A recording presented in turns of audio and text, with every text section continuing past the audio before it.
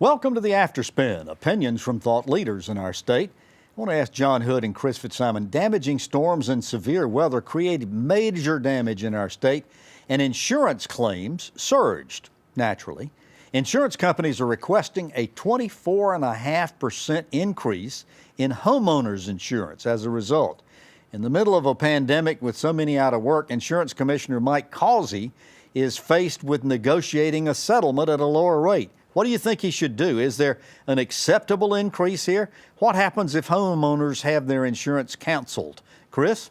Well, you can't have a mortgage in North Carolina without having insurance in most financial institutions, so it puts their home ownership at risk unless their home is fully paid for. So it could be a crisis for a lot of families who are already living on the edge. Our state gives the authority to negotiate those rates with the insurance commissioner. I think he should be aggressive in these negotiations. There's got to be a way not only to lower this rate, but to take into account the disaster that many families in North Carolina face. We could postpone the increase. We could certainly lower the increase. I hope that our insurance commissioner is aggressive and realizes what's at stake here in the middle of this, 100-year national disaster that we're living in. The other side of this, though, John, is, and I'm not taking a side one way or the other, but if the insurance companies can't be profitable, they may decide they're not going to insure people in North Carolina. That's correct, and that kind of effect has happened in other states. Just to put a fine point on this, insurers have to charge a price that allows them to cover expected losses with profit on capital. Otherwise, the capital will go away from insurance companies into other kinds of businesses. And if the risk is higher, and in fact, nobody actually disputes that there is higher risk of property damage. You could debate the causes of the storms and stuff, that doesn't matter. The point is more people live with more valuable property next to places that could flood or next to in situations that could lead to disaster. The rates have to reflect that, and if we suppress that information, which is one way to think about an artificially low price, is it suppresses information, and therefore people will make additional risky decisions about building next to rivers or on the shorefront or in floodplains. I mean, we have to have accurate pricing.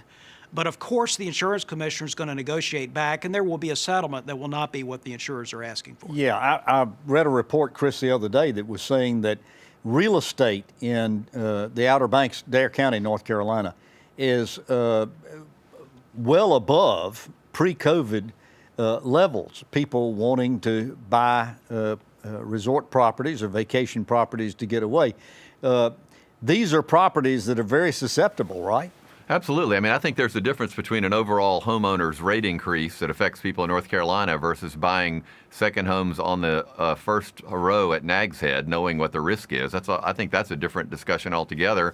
And I do think we subsidize too many of those, and a lot of other people pay more because people are taking investments. If you want to have a house that's teetering on the edge of the ocean or the beach that is clearly eroding, that's your right, but you also have to take, I think, responsibility for knowing that. That's far different from a middle-class family who's struggling to keep their mortgage afloat as they've lost a job or two during this epidemic. So, John, this house that you've got that's teetering on the edge there in Nag's Head, you can expect to pay higher insurance rates than maybe I do in Raleigh? Well, I don't personally own such property and wouldn't be interested. But yes, of course, people who take risks should bear the cost of that risk. We've already screwed up that market for decades through federally guaranteed insurance and all sorts of things. But we have to avoid the scenario you mentioned earlier, which is a spiral downward, as some insurers can't seem to make a profit anymore and they just leave the state, reducing competition. I think everybody needs to understand this is a risk-reward type situation, and that's what insurance companies are in business to do, is to insure risk. I think the question that Mike Causey has ahead of him is what's fair. And I think I'm glad I'm not Mike Causey right now having to make that decision. Well, thank you for watching the Afterspin. We'll have more video all during the week on ncspin.com.